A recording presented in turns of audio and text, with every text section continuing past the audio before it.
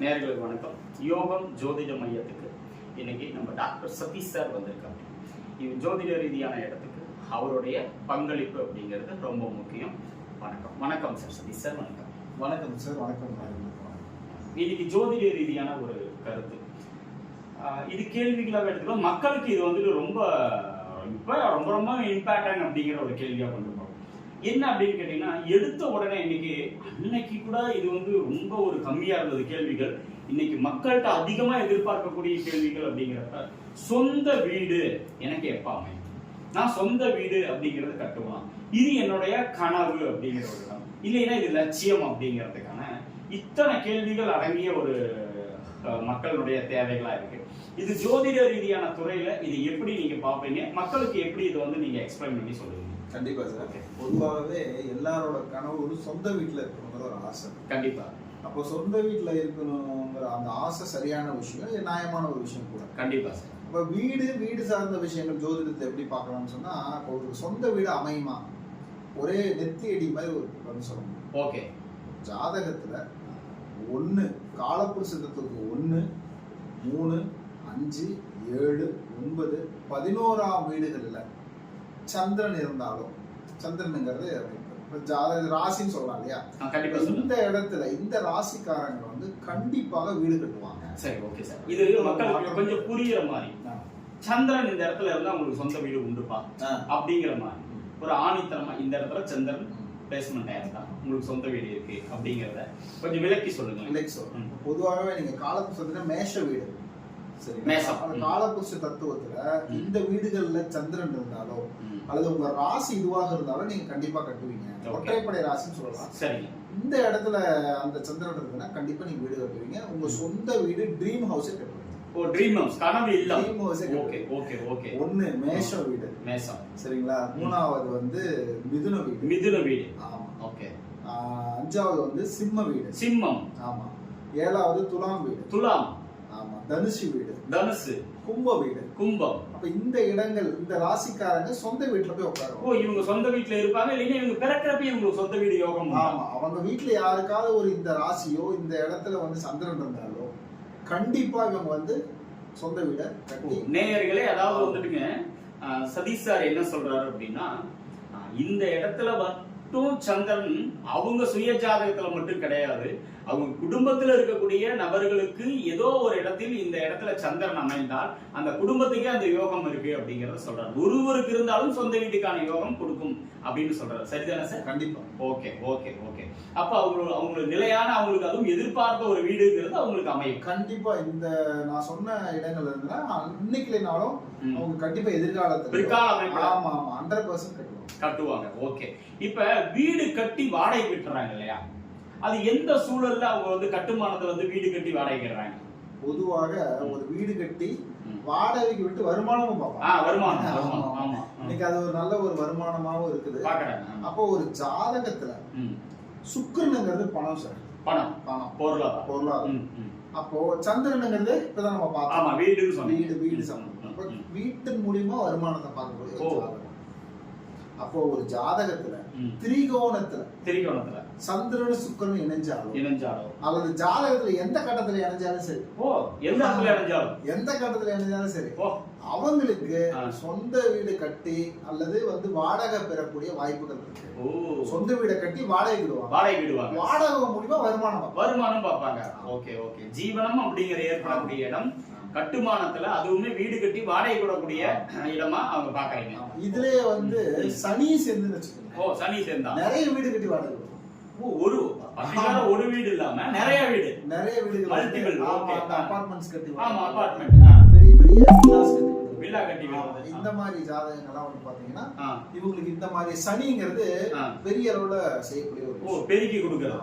Okay okay okay okay sir. இப்ப சொந்த வீடு கட்டுறாங்க சார், நிறைய அந்த வீட்டுக்காக கடன் வாங்குறாங்க, அவங்களுடைய ஆசைகளா இருக்கு, லட்சியங்களா இருக்கு.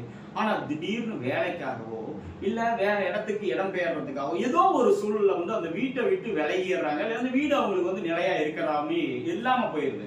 அது என்ன காரணம் சார் ஜாதகத்துல? சார், பொதுவாவே ஒரு சொந்த வீட்டுல இருக்க முடியாத ஒரு சூழல். சரியா, வீடு இருக்கு ஆனாலும் இருக்க முடியல. கண்டிப்பா. பெரிய பெரிய கோடீஸ்வரனாலும் ஆனாலும் வாடகை வீட்டுல இருப்பாங்க. கண்டிப்பா கண்டிப்பா. என்ன அமைப்புன்னு சொன்னா இரட்டைப்படை ராசிகள். இரட்டைப்படை ராசி. அந்த ராசிகள்ல சந்திரன் அவங்க சொந்த வீட்டுல மேக்சிமம் இருக்க முடியாத ஒரு சூழ்நிலை. அப்படியே இருந்தா கூட கொஞ்ச காலம் தான் இருப்பாங்க, அப்புறம் மாறிடுவாங்க. ஆமா. அப்புறம் சந்திரன் அமர்ந்த அதிபதி பரிவர்த்தனையா இருந்தாலும் வேற ஒரு இடத்துல மாறி வேற கிரகங்களோட மாறி அமர்ந்திருந்தாலும் அவங்க தன்னோட லாங் டர்மா ஒரு இடத்துல இருக்க முடியாது. ஆமா. இன்னொரு விஷயம், இந்த சனி வக்கரம் அடைஞ்சாலும் சரி, கெட்டு போயிருந்தாலும் சரி, ராகுக்கு இதோட அடி வாங்கி இருந்தாலும் அவங்க பூர்வீகத்துல இருக்க முடியாது. அப்படி பூர்வீகத்துல வீடு கட்டினாலும் அந்த வீட்டுல இருக்க முடியாது. கண்டிப்பா இந்த கேள்வி உங்ககிட்ட கேட்கலாம்னு நினைச்சேன். பூர்வீகத்திலேயே தான் வீடு கட்டுவேன் அப்படிங்கறது ஒரு ஆசையாகவும் அவங்களுடைய கனவாவுமே இருக்காங்களே, அவங்களுக்கு எப்படி சார் கிரக நிலைகள் இருக்கும்? கண்டிப்பா. அதாவது பூர்வீகத்துல யாரு வீடு கட்டலாம் அப்படின்னா, ஜாதகத்துல சனி ராகு கேதுவோட திரிகோணத்துல இருக்கக்கூடாது. ஆமா. அல்லது சனி வக்கரன், அதாவது கெட்டு போயிருக்க கூடாது. அப்படி இருந்ததுன்னா கண்டிப்பா நீங்க பூர்வீகத்துல கட்டவே முடியாது. ஆமா. அப்படி இல்லாதவங்க 100% பூர்வீகத்துல கட்டி நல்லபடியா வாழலாம். சரி, ஓகே சார்.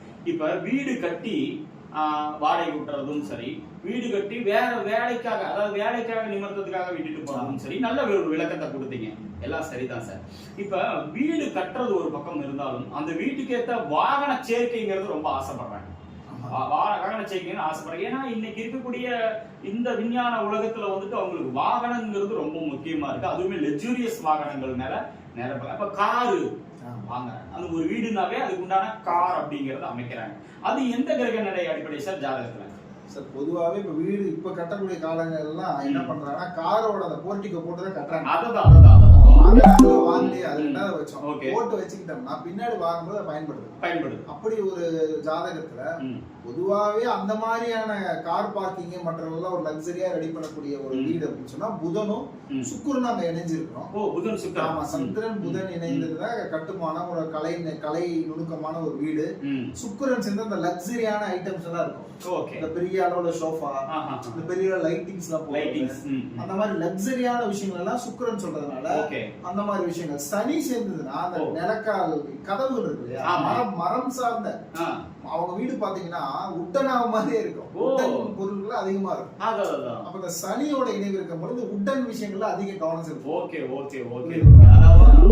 அந்த மாதிரியான ஒரு அமைப்புகள் இருந்தா இந்த மாதிரியான வீடுகள் ஒரு நல்ல கலைநயமான வீடு அமையும் சொல்றீங்க. ஓகே, கலைநயம். அவங்க அந்த கார் அப்படிங்கிற இடத்துக்கு நிறைய ஒரு கேள்விகள் இருக்கு சார்.